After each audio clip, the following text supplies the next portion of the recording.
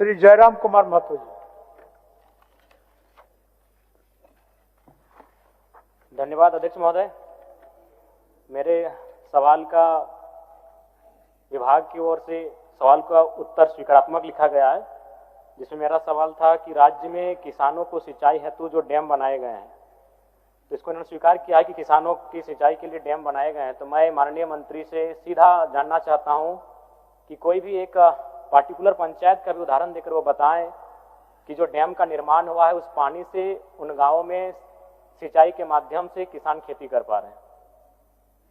माननीय मंत्री जी। एक पंचायत का नहीं, आपको हम लिस्ट भेज देता हूं।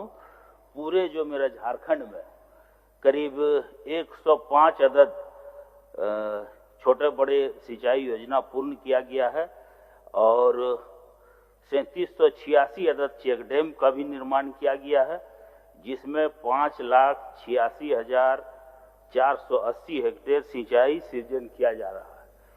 तो अगर आप एक क्यों, यहाँ तो मेरे पास पूरा लिस्ट है, आपको मैं टोटल लिस्ट भेज देता हूँ। ठीक है, मैं लिस्ट तो ले लूंगा। दूसरी बात है, मेरा एक सवाल था जिसमें विभाग का उत्तर है कि विस्थापन, भूमि अधिग्रहण, वन भूमि बाधा उत्पन्न होने के कारण जो परियोजनाएं लंबित हैं उनको पूर्ण करने में समय लग रहा है। तो मैं मंत्री महोदय मैं यह कहना चाहता हूं, अभी ठीक पहले माननीय सदस्य सविता महतो जी भी विस्थापन की बात कर रही थी, वो भी चांडिल डैम से संबंधित था। तो मेरा कहना यह है कि जब भी कोई डैम का निर्माण होता है, जलाशय का निर्माण होता है, उसमें किसानों की जमीनें जाती हैं, 100% जमीनें किसानों की होती है। लेकिन जब डैम का निर्माण होता है, उसमें जब पानी की सुविधा देने का काम होता है, तो हम लोग बहुत आसानी से उद्योगों को पानी पहुंचाते हैं। जैसे हमारे टेनुघाट डैम का पानी बहुत आसानी से हम लोग सेल बीएसएल को देते हैं, हम कोणार्क डैम का पानी डीवीसी को देते हैं, हम डिमना डैम का पानी टाटा को देते हैं। तो फिर जब किसानों की बात आती है तो इतनी सारी अड़चनें क्यों? क्या इस राज्य में किसान होना अभिशाप है? जब उद्योग की बात आती है तो अड़चनें नहीं आती है, उनके लिए एनओसी आराम से मिल जाता है, हम पानी को आसानी से और माने सुलभ तरीके से उनके उद्योगों तक पहुंचा देते हैं। तो फिर ये बाधाएं क्यों आती? मंत्री महोदय मैं जानना चाहता हूँ, और आप लिख रहे हैं, स्वयं आपका उत्तर है कि परियोजनाओं को पूर्ण करने में काफी लंबा समय लगता है। कितना लंबा समय?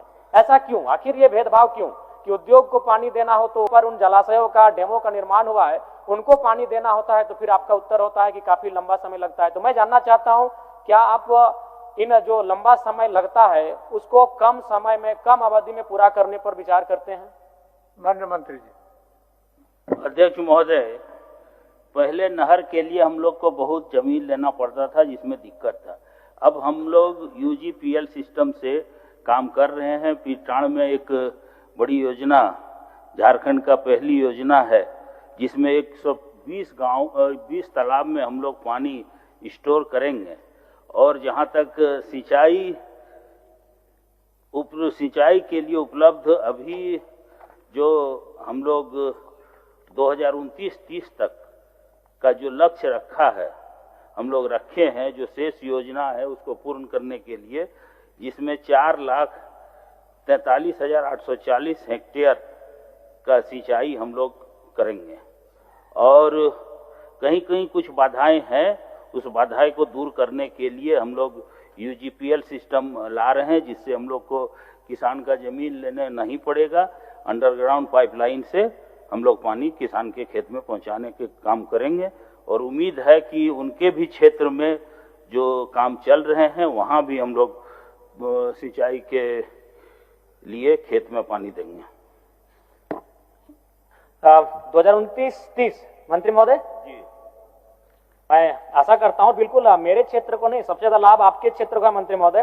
पुनासी जलाशय परियोजना जो देवघर को लाभ मिलेगा, अजय बराज परियोजना से देवघर जामताड़ा को लाभ मिलेगा, और गुमानी बराज परियोजना से पाकुड़ और साहेबगंज को लाभ मिलेगा। तो संथाल परगना विशेषकर लाभान्वित होगा। तो मैं मंत्री महोदय से बिल्कुल आशा रखता हूं कि 2029-30 नहीं, आप कोशिश कीजिए थोड़ा सा और 1-2 साल पहले ही हम लोग 27-28 में अगर कर लें तो और बेहतर होगा। चलिए, धन्यवाद। ठीक।